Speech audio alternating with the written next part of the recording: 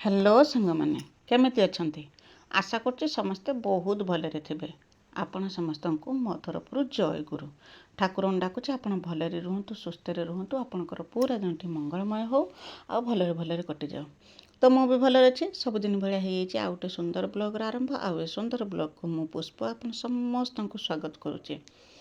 तो सकाळ बासी काम सब सरे सारे देकी गाधुआ पाधुआ करिके जेरक सबुदिन जेरकम आसिक गैस पाखे सका रोषे बनई दिए सेरकम गैस पाखक आसे सका रोषे बनवाई एत अलरेडी मोर रुटी तरकारी हो सारा भाई तापर करना आम पखाड़ खावापाई करना भजा बसई भजाटा हो सारापर पखाड़ खाଇବା तो सबुदिन तो ये मोर रुटीन काम चले सेरकम सबुदिन मोर यहाँ धरा बंधा कथा तो भजा बसी एपट नणंद बसी नणंद सागर कथा हो भजा माने भाजुची भजा हो सारापर खियापिया कर नणंद को भी देमी सी भी खाइबे तापर मु भी खाइमी से खियापिया सरेदेवा खियापिया सरेदेकी दीपर पाई रोषे आरंभ करे खाली खियापिया सरेदेने हेनी जे सरेदेकी जे रोषे आरंभ करदेमी बोलिकी कहनी सेटा तो नुहे ता भितर जाकि जो बासन कुसन जहाँ सब बाहर थी सब धोईमी पानी आनीमी चुली पाखक जाल काट सबुदिन के आसिक चुली नगेकी भात बसेमी भात बसई देकी एबे मोर गोटे नुआ धंदा आसिक मत नागी जे चाउल पाछुड़ा धंदा गोटे सेटा सब तो मेसीन पाखु चाउल पाछुड़ी की धीन आसती एथर कौन कही ना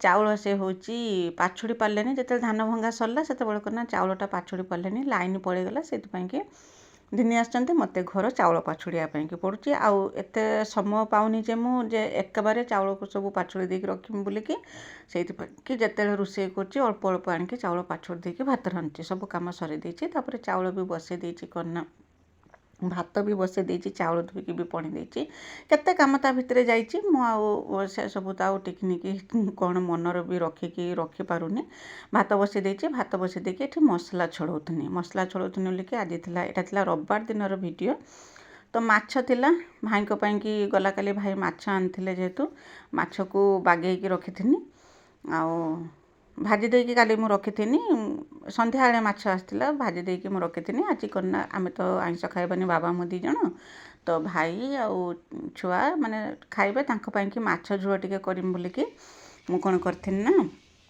मसला छड़े देती मसला छड़ेकी मसला बाटिकी माछ झोल करदेकी आइंस तरकारीटा आगर करदेती तापर मु आमपाई कि निरामिष तरकारी करती आज करना गोटे नुआ रकम तरकारी बन नुआ रकम नुहे से तरकारी बहुत दिन है इच्छा होता से तरकारी बनवाई कि कहीं वर्षे केवल यही सीजन ही से तरकारीटा बनी पारे नने या सीजन चलीगला से तरकारी बिल्कुल भी बन हेनी से इच्छा थिला नणंद को मु कही माने केदिन बनवा फाइनाली से दिन आसिक पहुँची तो साग खड़ी देकी मु कन्ना देदेची भाई आउ छुआ से माने आइंस खाइबे जेहेतु तांको खाइबा कि देदेची चिंगड़ी माछर झोल करिकी चिंगड़ी पुटल झोल आउ कन्ना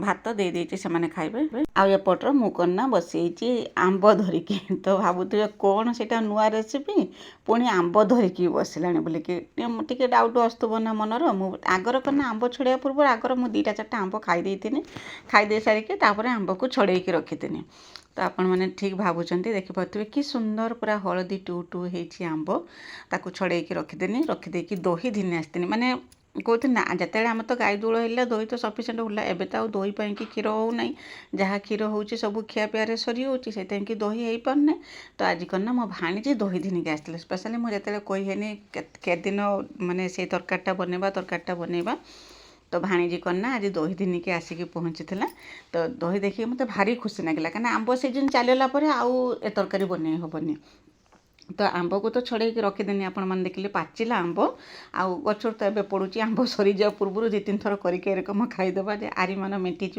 पुणी आर वर्ष को अपेक्षा रहा तो आंब को छड़े देकी एपटर दही रे कौन करथि ना लुण हलदी आउ टिके अटा गुंड देदेकी ताकू भल रकम फेंटी देकी रखिदे एपटे बसईदेनी कड़े बसईदेकी तेल गरम है जेरकम कांजी जेरकम छुंक दियंती से रकम देदेनी कन्ना फुटण पकईकी आउ भुरसंगा पत्र आउ रसुण तार छुंक देदेनी छुंक देकी एपटे दही जो गोलेकी फेंटिकी जो रखी से सब रकम पकईकी ताकू ता देहर देदेकी ताकू अल्प समय फुटिया छाड़ी ନହେଲେ କ'ଣ ନା ଯଦି ସେ ଯଦି ନ ଫୁଟିବ କ'ଣ ହେବ ନା ମାନେ ଦହିଟା ଫାଟିଯିବ।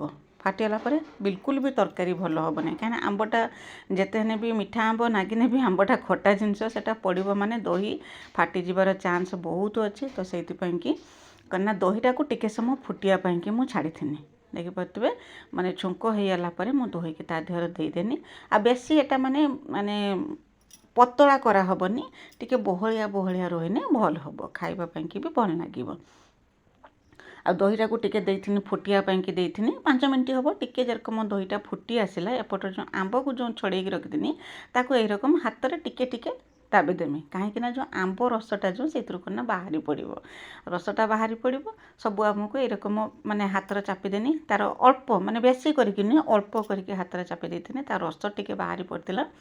ବାହାରି ପଡ଼ିବ ମାନେ ଯେଉଁ ଦହିଟା ଯେଉଁ ସେ ଆମ୍ବ ଦିହକୁ ଚାଲିଯିବ। ତ ରେସିପିର ନାଁଟା ତ ଆପଣମାନେ କହିବେ, ଆଜି ମୁଁ କହିମିନି ଏଇଟା ମାନେ କି ତରକାରୀ ବୋଲିକି, ସେଇଟା ଆପଣମାନେ କହିବେ।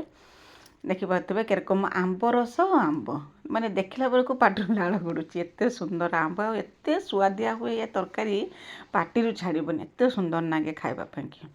ତ ଯେତିକାଳେ ସେ ଯେଉଁ ଦହିଟା ଫୁଟି ଆସିବ ସେଇ ସମୟରେ କ'ଣ ନା ଆମ୍ବକୁ ଯେଉଁ ଚକଟିକି ରଖିଥିବା ଯେଉଁ ମାନେ ରସ ଆମ୍ବ ସବୁ ତା ଦେହରେ ଦେଇଦେବା। ଦେଇ ସାରିକି ତାକୁ ଭଲ ରକମ ଫୁଟିବା ପାଇଁକି ଦେବା। ତାକୁ ଫୁଟି ସାରିଲା ପରେ ତାକୁ କ'ଣ ନା ମୁଁ ବାହାର କରିଦେଇଥିନି। ଆଉ କ'ଣ ନା ମୁଁ ୟା ପରେ ଗୋଟେ ଛୁଙ୍କ ଦେଇଥିନି, କିନ୍ତୁ ସେ ଛୁଙ୍କଟା ମୁଁ ଆଉ ଆପଣଙ୍କୁ ମାନେ ଦେଖେଇ ପାରିନାହିଁ। ଛୁଙ୍କଟା ମୁଁ ନେଇକି ଗ୍ୟାସରେ ଦେଇଥିନି। ପୁଣି ହେଇସାରିଲା ପରେ ତାପରେ କ'ଣ ନା ଟିକେ ହେଉଛି ତେଲ, ସେଥିରେ ଦେଇଥିନି କ'ଣ ନା ଟିକେ ନାଲି ଲଙ୍କା ଗୁଣ୍ଡ ଆଉ ଟିକେ ସୋରିଷ ଆଉ ଟିକେ ଭୃଷଙ୍ଗ ପତ୍ର ଦେଇଥିନି। ଦେଇକି ତାକୁ ଛୁଙ୍କ ରେଡ଼ି କରିଦେଇଥିନି। ରେଡ଼ି କରିଦେଇକି ସେ ଦହି ଯେଉଁ ବନେଇଥିନି, ଯେଉଁ ଦହି ଆମ୍ବ ଯେଉଁ ବନେଇଥିନି ତା ଦେହରେ ଦେଇଥିନି। ଉପରେ ସେଟା ଦେଇଥିନି, କାହିଁକିନା ବହୁତ ସୁନ୍ଦର ବାସ୍ନା ଆସିଥିଲା। ଏତେ ସୁନ୍ଦର ଲାଗିଥିଲା ଖାଇବା ପାଇଁକି, ମାନେ ମନର ପଇଲାକୁ ପାଟିରୁ ମାନେ ଲାଳ ଗଡ଼ି ଆସୁଛି। ତାପରେ ତ ଶାଗ ଖରଡ଼ା କରିଥିନି, ଆଉ ତା ସାଙ୍ଗରେ ଦହି କାଞ୍ଜିଟେ, ଯେଉଁ ଦହି ଆମ୍ବ ହେଇଛି ତ ତା ସାଙ୍ଗରେ ଆଳୁ ଚଟୁଣିଟେ ତ ନିହାତି ହେବ, ଆଉ ଭେଣ୍ଡି ଭଜା। ଦ୍ୱିପହରେ ଖାଇ ଦେଇଥିଲେ। ଆଉ ଦ୍ୱିପହରେ ଖାଇ ଦେଇ ସାରିଲା ପରେ ତ ମିଳିଥିଲା ଗୋଟେ ଖୁସି ଖବର। ଖୁସି ଖବର ଏତେ ବଡ଼ ଖୁସି ଖବର ଯେ ମାନେ ଘର ପୁରା ଖୁସିରେ, ମାନେ କହନ୍ତି ନା ଖୁସିରେ ପୁରା ନାଚିଗଲା। ମାନେ ଶୁଣିକି ମୋ ମନ, ଆମେ ସମସ୍ତେ ବହୁତ ଖୁସି ଥିଲେ। କାହିଁକିନା ବହୁତ ଦିନ ପରେ ମୋ ଭଉଣୀ ଆଜି ଆମ ଘରକୁ ଆସିକି ପହଞ୍ଚୁଛି। ସେ ଫୋନ୍ କରିଥିଲା କ'ଣ ନା ଆମେ ବାହାରିଲେଣି, ଯାଇକି କେଇ ସମୟରେ ହଉ ଯାଇକି ପହଞ୍ଚିଯିବା। ତ ମୁଁ ଖାଲି ଅପେକ୍ଷା କରିଥିନି ସେମାନେ ଆସିବେ ବୋଲିକି। ମୁଁ ସାଙ୍ଗେ ସାଙ୍ଗେ କ'ଣ ନା ବାସନ କୁସନ ସବୁ ଧୁଆଧୁଇ ମୁଁ ଖାଉଥିନି, ଯେଉଁ ଦେଖିପାରୁଥିବେ ଯେଉଁ ଭିଡ଼ିଓ କରୁଥିନି ସେଇ ସମୟରେ ଖାଉଥିନି। ସେଇ ସମୟରେ ଭଉଣୀ ଫୋନ୍ କଲା ଯେ ଆମେ ଯାଉଛେ ଆଜି ତୁମ ଘରକୁ। ଭଉଣୀ ଆଉ ଭଉଣୀର ପୁଅ ଝିଅ, ମାନେ ମୋ ପୁତୁରା ଝିଆରୀ 3 ଜଣ ଯାକ ଆସିକି ପହଞ୍ଚୁଛନ୍ତି। ସେମାନେ ଆସୁଛନ୍ତି ତ ରାସ୍ତା ପାଇବେ କି ନ ପାଇବେ, କାହିଁକିନା ବହୁତ ଦିନ ପରେ ସେ ଆସୁଛନ୍ତି। ସେତେବେଳେ ଯେତେବେଳେ ଆସିଥିଲେ ଆମେ ଘର ତ ହେଇଥିଲା, କିନ୍ତୁ ଆମେ ପୁରୁଣା ଘର ରହୁଥିଲେ, ନୂଆ ଘରକୁ ସିଫ୍ଟ ହେଇଥିଲେନି। ଏଠି ଆସିକି 3 ବର୍ଷ ହେଇତେ ବସିଲାଣି ସେମାନେ ଆସିଥିଲେନି। ଆମର ଏପଟେ ନୂଆ ରାସ୍ତା ବାହାରିଲାଣି, ଆମେ ଏଠି ରହିଲେଣି, ସେସବୁ ସେ କିଛି ବି ଦେଖିଥିଲାନି। ତ ରାସ୍ତା ପାଇବ କି ନ ପାଇବ, ମୁଁ ସବୁ କାମଦାମ ସାରିକି ତାକୁ ଅପେକ୍ଷା କରିକି ଯାଇକି ଠିଆ ହେଇଥିନି, ବାହାରେ ଠିଆ ହେଇଥିନି। ଆଉ ତାକୁ ଫୋନ୍ରେ କହୁଥିନି ତୁ ମାନେ ପଳେଇ ଆସିବୁ, ଆଉ ଯେଇଠି ମୋତେ ଦେଖିବୁ ସେଇଠି କ'ଣ ନା ପଳେଇ ଆସିବୁ, ସିଧା ପଳେଇ ଆସିବୁ, ଆମ ଘରକୁ ପଳେଇ ଆସିବୁ। ତ ସିଏ ଆସିକି ପହଞ୍ଚିଥିଲା। ଏତେ ଖୁସି ଲାଗୁଥିଲା ତାକୁ ଦେଖି, ଏତେ ଖୁସି ଲାଗୁଥିଲା ନ କହିବା କଥା। କାହିଁକିନା ଭଉଣୀଙ୍କର ସମ୍ପର୍କ, ଯେଉଁମାନଙ୍କର ଭଉଣୀ ଅଛନ୍ତି ସେମାନେ ହିଁ ଜାଣିଥିବେ, ଅନୁଭବ କରିଥିବେ ସେ କଥାଟି। ଆଉ ତାପରେ ଝିଆରୀ ପୁତୁରା ସେମାନେ ତ ମାନେ ବହୁତ ସେମାନେ ବ୍ୟସ୍ତ ଥିଲେ, କେତେବେଳେ ଗାଁକୁ ଆସିବେ କାହିଁକିନା ସେମାନେ ଗାଁରୁ ବାହାରେ ରହୁଛନ୍ତି ନା। ତ ପାଖାପାଖି 3 ବର୍ଷ ହେଇଗଲାଣି ସେମାନେ ଘରକୁ ଆସିନାହାନ୍ତି। ଆଉ ଛୁଆଙ୍କର ପରୀକ୍ଷା ସରିଗଲା। ପରୀକ୍ଷା ସରିଲା ପରେ ସ୍କୁଲ ଛୁଟି ପଡ଼ିଲା ପରେ ସେମାନେ ଆସିଛନ୍ତି। ତ ଆସିକି ପହଞ୍ଚିଲେ, ଲୁଗାପଟା ବଦଳେଇକି କିଛି ସମୟ ବସିକି କଥାବାର୍ତ୍ତା ହେଇଥିଲେ। ତାପରେ ସନ୍ଧ୍ୟା ବାଜିଥିଲା। ସନ୍ଧ୍ୟା ବାଜିଲା ପରେ ଆମେ ସମସ୍ତେ ବସିକି ସେଇଠି ଖିଆପିଆ କରିଥିଲେ, ଜଳଖିଆ ପତ୍ର ଯାହା ସବୁ ଖିଆପିଆ କରିଥିଲେ। ତାପରେ ଯାଇକି ରାତି ରୋଷେଇ କରିଥିଲେ। ଆଉ ମାନେ ଦିନ କେରକମ କଟିଗଲା, ସେ ଯେ ଆସିକି ରହିଲେ ଯେ 2-3 ଦିନ କେତେବେଳେ ଦିନ କଟିଗଲା ଜଣା ବି ପଡ଼ିଲାନି, ମନ ବି ବୁଝିଲାନି। ନାଗୁଥିଲା ଯେରକମ ତାକୁ ଆହୁରି କିଛି ଦିନ ଅଟକେଇ ଦେମି ବୋଲିକି, କାହିଁକିନା କିନ୍ତୁ ସେ ରହିପାରିବନି କ'ଣ ନା, କାହିଁକିନା ସେ ମାନେ ସୀମିତ ସମୟ ପାଇଁକି ଗାଁକୁ ଆସିଛନ୍ତି। ଛୁଆଙ୍କର ତାଙ୍କର ସ୍କୁଲ ଖୋଲିଯିବ, ସେ ସ୍କୁଲ ଖୋଲିବା ପୂର୍ବରୁ ଯାଇକି ଘର ପାଖରେ ପହଞ୍ଚିବେ, ମାନେ ତାଙ୍କ ଘର ପାଖରେ ଯାଇକି ପହଞ୍ଚିବେ।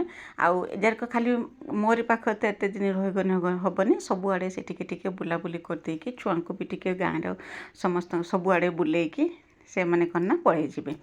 ତ ସେଇଥିପାଇଁ ଏତେ ଖୁସି ଲାଗୁଥିଲା ନ କହିବା କଥା। ବହୁତ ଦିନ ପରେ ଆସିକି ଭଉଣୀ ଆସିକି ପହଞ୍ଚିଛି ଯେଉଁ। ଆଉ ଫୋନ୍ରେ ତ ଆମେ ସବୁବେଳେ କଥା ହଉ, କିନ୍ତୁ ଫୋନ୍ରେ କଥା ହେବା ସାମ୍ନାସାମ୍ନି ଆସିକି ପାଖରେ ପହଞ୍ଚିକି ଆସିକି ସେ ଖୁସିର ଆନନ୍ଦଟା ଟିକେ ଅଲଗା ପ୍ରକାର। ଆଉ ଭାଣିଜୀ ଯିଏ ଆସିଥିଲା, ଭାଣିଜୀକି ମୁଁ ଅଟକେଇକି ରଖିଥିଲି ଯେ ତୁ ରହ, ତ ଆସିନେ ମୋ ଭଉଣୀ ଆସିବ, ରହ, ତାପରେ ଯାଇକି ତାଙ୍କୁ ଦେଖା କରିକି ଯିବୁ ବୋଲିକି ସମସ୍ତଙ୍କ ସାଙ୍ଗରେ ଚିହ୍ନା ପରିଚୟ କରାଇ ଦେଇଥିଲି। ସମସ୍ତେ ବସିକି ଏଠି ଖୁସି ମଜା ବହୁତ ସମୟ ଏଠି ବସିକି କଥା ହେଇଥିଲି। ଆଉ ଏଇଥିପାଇଁକି ହିଁ ମୁଁ ଭିଡ଼ିଓ ଛାଡ଼ି ପାରୁଥିଲିନି, କାରଣ ଏତେ ଦିନ ପରେ ଭଉଣୀ ଯେତେବେଳେ ଆସିକି ପହଞ୍ଚିଛି, ଆଉ ମୁଁ ତ ଭିଡ଼ିଓ ଏଡ଼ିଟିଂ କରିସାରିକି ପୋଷ୍ଟ କରିସାରିଲାକୁ ମୋତେ 2 ଘଣ୍ଟା ସମୟ ଲାଗୁଛି। ମୁଁ ଚାହୁଁଥିଲି ଯେ ସେ 2 ଘଣ୍ଟା ମୁଁ ମାନେ ତାକୁ ସେ ସମୟଟା ମୁଁ ତାକୁ ଦିଏ ବୋଲିକି, ନାକି ଭିଡ଼ିଓ ବି ମୋ ପାଇଁକି ସେତିକି ଜରୁରୀ ଯେତିକି କି ମୋ ଭଉଣୀ ଆସିଛନ୍ତି, କିନ୍ତୁ ମୋତେ ବେଶୀ ମାନେ ମୋତେ ଲାଗିଲା ବେଶୀ ଗୁରୁତ୍ୱ ମୋ ଭଉଣୀକି ଦେମି। ଆଉ କ'ଣ ନା ଭିଡ଼ିଓଟା ମୁଁ ପଛରେ କଲେ ବି ଚଳିବ, କାହିଁକିନା ମୋତେ ଯେଉଁମାନେ ଭଲ ପାଉଛନ୍ତି ସେମାନେ ବୁଝିପାରୁଥିବେ, ମୋ ମନର କଥାଟା ବୁଝିପାରୁଥିବେ ମୁଁ କ'ଣ କହିବାକୁ ଚାହୁଁଛି ବୋଲିକି। ତ ମୁଁ ସେଇ ଯେଉଁ 2 ଘଣ୍ଟା ମୁଁ ଭିଡ଼ିଓ ପାଇଁକି ନ ଦେଇକି ମୋ ଭଉଣୀ ପାଇଁକି ହିଁ ଦେଇଥିଲି। ତ ସେଇଥିପାଇଁକି ମୋର ଭିଡ଼ିଓ 2 ଦିନ ହେଲା ଆସିପାରୁଥିଲାନି। ଆଉ ସେ କଥା କ'ଣ କହିମି। ଆଉ ମୋର ଝିଆରୀ ସେ ତ ବହୁତ ଗେହ୍ଲା ଯେ ସମସ୍ତଙ୍କ ସାଙ୍ଗରେ ତାର ସେମିତି କିଛି ନାହିଁ ଯେ କାହାକୁ ଚିହ୍ନିବନି, ଯଦି ଚିହ୍ନିବ କଥା ହେବନି, କ'ଣ କରିନି, ସମସ୍ତଙ୍କ ସାଙ୍ଗରେ ମିଶିଯାଏ। ତାକୁ ସମସ୍ତେ ଭାରି ଭଲ ପାଉଥିଲେ। ଆଉ ତ ମିକିଲି ତ ଦିଦି କହିକି ତା ପଛ ଛାଡ଼ୁଥିଲାନି। ଆସିକି ଭାଇ ଭଉଣୀ କେତେ ଦିନ ପରେ ଆସିକି ଭେଟ ହୋଇଛନ୍ତି। ତାପରେ ସେ ସମୟରେ ଗେଲନ ବି ଫୋନ୍ କରିଥିଲା, ଗେଲନ ସାଙ୍ଗରେ ବି ତା ମାଉସୀ କଥା ହେଇଥିଲେ। ସେ ବି ସେଠି ଭାରି ବ୍ୟସ୍ତ ହେଉଥିଲା, କାହିଁକିନା ସେ ହଷ୍ଟେଲ ପଳେଇଯାଇଛି, ବ୍ୟସ୍ତ ହେଉଥିଲା। ମାଉସୀ ଏତେ ଦିନ ପରେ ଘରକୁ ଆସିଛନ୍ତି, ମୁଁ ଟିକେ ଯାଇଥାନ୍ତି ତାଙ୍କୁ ଦେଖା କରିକି ଆସିଥାନ୍ତି, କ'ଣ କରିବା। ତ ଦେଖିବା କେଇଦିନ ତାକୁ ସେ ମାନେ ସମୟ ମିଳୁଛି, ସେ ମିଳିପାରୁଛି କି ନାହିଁ। ତା ହଷ୍ଟେଲ ଛୁଟି ହେଲେ ସେ ଆସିବ। ତ ତାପରେ କ'ଣ ନା ଖିଆପିଆ ସରିଯାଇଥିଲା, ତାପରେ ବସିକି କିଛି ସମୟ କଥା ହେଇଥିଲେ, ଆସିକି ପହଞ୍ଚିଗଲେ। ତାପରେ ସମସ୍ତେ ଆସିକି ପହଞ୍ଚିଗଲେ ଗ୍ୟାସ୍ ପାଖରେ ରୋଷେଇ କରିବା ପାଇଁ। ଆଉ ମୋ ଭଉଣୀକି ମୁଁ ଯେତେ ମନା କଲେ ବି ସେ କ'ଣ ନା ବିଲକୁଲ ବି ମାନୁଥିଲାନି, ନିଜେ ଆସିକି ସବୁ ରୋଷେଇ କରି ପକାଉଥିଲା।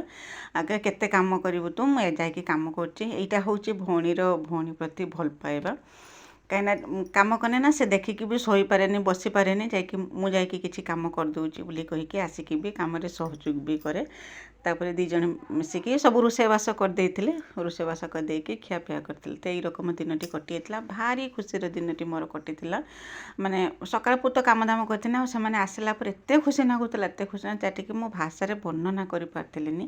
3 ଦିନ ଘର ପୁରା ମାନେ ଖୁସିରେ ଫାଟି ପଡ଼ୁଥିଲା। ଯେରକମ ବେଶୀ ତ ଝିଆରୀ ପାଇଁକି ଭାରି ଖୁସି ଲାଗୁଥିଲା। ତାକୁ ସମସ୍ତେ ଭଲ ପାଉଥିଲେ, ସମସ୍ତେ ଭାରି ଗେହ୍ଲା କରୁଥିଲେ, ଆଉ ସେ ସମସ୍ତଙ୍କ ସାଙ୍ଗରେ ମିଶି ହେଉଥିଲା। ମାନେ ନା ଛୋଟ ଫୁଲଟେ ଭଳିଆ, ଯେରକମ ପ୍ରଜାପତି ତେଣକେ ଫୁଲରୁ ସେ ଫୁଲକୁ, ଏ ଫୁଲରୁ ସେ, ସେଇ ରକମ ସେ ଖାଲି ଡେଇଁ ଡେଇଁକା ୟା ପାଖରୁ ତା ପାଖକୁ, ତା ପାଖରୁ ୟା ପାଖକୁ ଏଇରକମ ହେଉଥିଲା। ତ ସେଇଟା ମୁଁ ଆଉ ମାନେ ଭାଷାରେ ପ୍ରକାଶ କରିପାରୁନାହିଁ, ଏତେ ଖୁସି ଲାଗୁଥିଲା ମୋତେ।